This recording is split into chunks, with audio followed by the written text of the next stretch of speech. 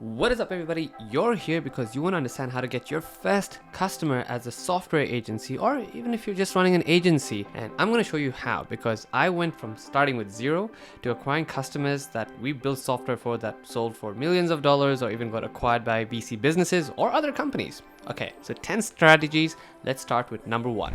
Strategy number one is joining and providing value to Facebook groups with a twist. What do I mean with the twist? Is not joining any other Facebook group, is joining paid Facebook communities. Now you can look at trends.co, you can look at other Facebook groups, and a great place to find these groups, not even Facebook, but Slack groups, Discord groups, whatever you want. A great place to find these groups are on Twitter and Facebook, obviously. Now the reason why Facebook groups that are paid or groups that are paid are great is because it already vets the audience. That means these audiences are looking for a way or a solution or community, and they're willing to part with money, which means you're not just going to find freeloaders. You're going to find people who actually understand the value of output and input and quality content.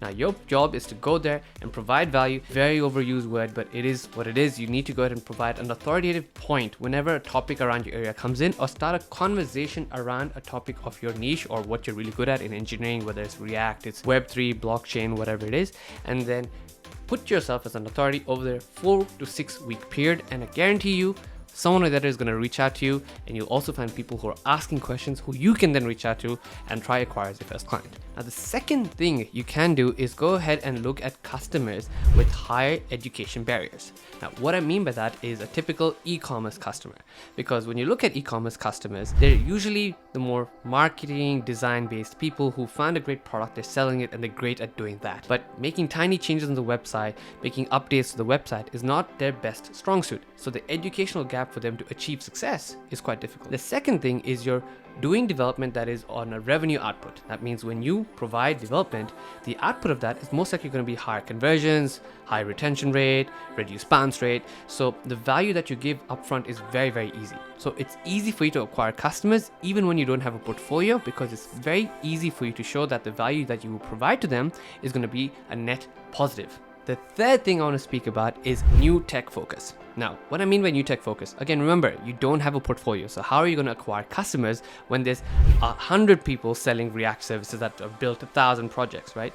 The point is focusing on new tech. And that is the key piece over here. I acquired one of my largest customers because we were one of the main companies in Sydney focusing on Vue.js when it sort of kicked off and was new in the market. While our audience was reduced, we made sure that the people who we acquired were very, very specific and saw us as the authority, and it does work. Same with blockchain. Right now, blockchain is absolutely kicking off. If I was starting an agency, I would not start a web development agency. Absolutely not. I would start a blockchain-based company or AI-based business, technology that is very new, because guess what? If it's new, no one has a portfolio. And if no one has a portfolio, it's equal playing ground for everyone, right?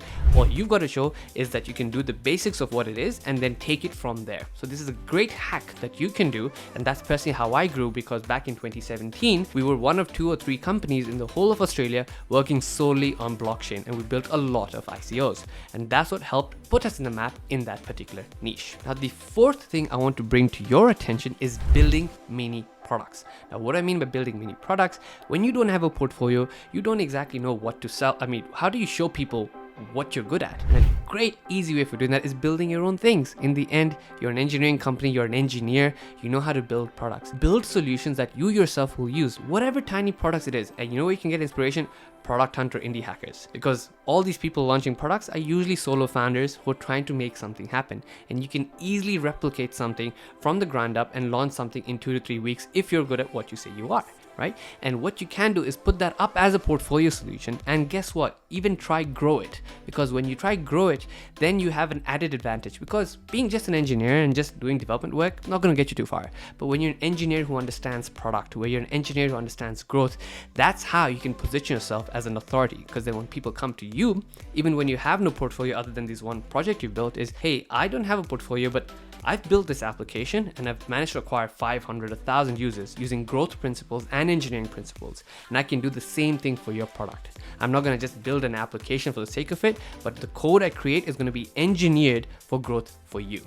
And that's obviously going to be ringing in their ears because, hey, you're just talking all my words. You're going to help me not just build a business, but help me grow it. Fantastic. Now, strategy number 6, before we jump on, I would appreciate if you could gently smash that like button, subscribe, and share this video if you found value so far, because guess what? There's a lot more where this is coming from. We've got another 6 5 strategies to go for.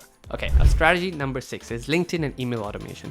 LinkedIn is still, whether you like it or not, a hotbed for you to acquire great leads because you can filter by the priority of person you're looking for, VP of engineering, CTOs, or just founders who've just started and bootstrapped their business, or even founders who are looking for capital. That means you know that they're starting out to get an engineering team. You can cold DM them, personalize the message, and reach out to them. For a great product I could recommend is our own product, SmartWriter, that will help you get in personalized messages and get a great response rate. So that is another easy way for you to get acquire customers when you don't have a portfolio, because it's an easy win for you to go ahead and just tell people that you can help them solve a great problem. Strategy number 7 is productizing your offering. And this is an ultimate growth hack that I've seen really successful agencies achieve when they've absolutely had nothing. Now, what I mean by productizing services, you can go ahead and sell modules. You can sell little nitbits, maybe an open source project that you've built, a little CRM, or maybe go ahead and create your React component library, go and create a Vue component library. Selling that again puts you as an authority. It's all about perception when you don't have customers. It's all about how people can de-risk the value that you offer, right? Because you're charging them money. How can they trust you when they don't have any signals to trust you beyond just your word? The way you can do that is by offering trust from other people who they would then trust. Now, if you're going to, maybe you're selling to an engineer or maybe to a founder because you're trying to build products, they're going to be looking for someone who can then validate that you're good at what you do. Now, you don't need to be best friends with every engineer, but they'll try vet you out. And the second that engineer goes and sees you've got a popular component library, or if you just built one and people look at how good it is, that itself is a good signal that this person is good at what they do. And guess what? If you build that, you can just use that in your own projects. And that's a win-win, right? You can tell people you're using your own product to improve the experience of the customer. Option number 8 and strategy 8 that you can put into place when you're trying to grow business is tailcoating of larger niche players. Now, let me explain what I mean. You can go ahead and become an AWS partner. You can go ahead and become a Webflow specific agency. You can become a Twilio integration software partner. By tailcoating and working with them, you're basically offering a very niche offering, and you're pretty much going to work with this particular vendor who's just going to be pumping leads towards you. Salesforce is another great one, by the way. And once you become a vendor, you need to go through some certifications and stuff with them. They're just going to send leads towards you, and you just don't need to worry about lead acquisition, which is the most important part of most businesses, because they're just going to keep pumping leads towards you. You're going to pick and select the best customer you want to work with, and then word of mouth just spreads for you, and it's a win-win situation. And then eventually you can move on from the Salesforce or the AWS and start doing other custom things. This is a great way for you to start and also make enjoyable products. Right, we're on to strategy number 9, and this is a good one. What you can do is try get yourself to speak at tech events.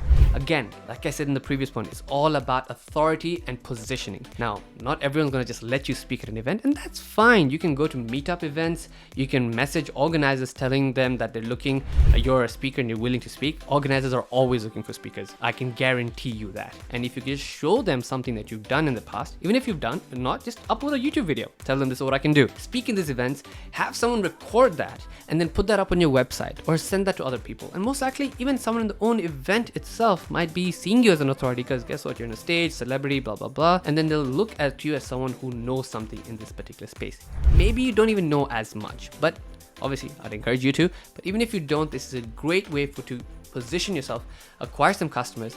If you're being super lazy, just take that same video and run Facebook ads towards it, right? And just show people that, guess what? I'm speaking at this event and I'm good at what I do, and here's my knowledge. The last strategy, not the least, is basically Crunchbase scraping. Now, what I mean by that is all these businesses raise money. When they raise money, they're looking for pretty much talent, right? And sometimes it's extremely hard for you to find talent and vetted talent. This is where contractors or contracting company comes into place. Now, let me explain why they would hire a contracting company over an individual person when it's probably better for them to do the latter. It's simply because when you're a company, you're de-risking the SaaS business just raised money, the ability to go ahead and then take the blame, because now they have you as an external vendor, right? They can fire you if they want tomorrow. They can blame you if you've messed something up, and they know that you have a reputation to maintain. But if they make someone who's maybe not good at what they do, they hire them and they just didn't turn out to be the right fit, then that's going to be a negative on their side, right?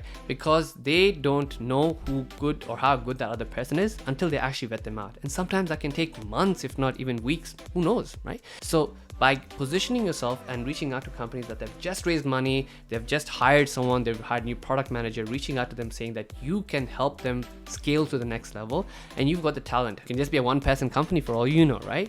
But the fact is you're an individual business and you're going to go ahead and offer them services in the interim while they're going to go ahead and hire the best engineers. You're there, ready, qualified, able to go ahead and hire your own engineers to fulfill the requirements they have. Because guess what? When they raise money, there's going to be expectations from VCs to deliver some serious outputs. So that's your click. So there you go. Thank you again. If you like this, I'd love for you to stick around for a few videos, subscribe, stay around, check out the other videos, and I'll see you in the next one.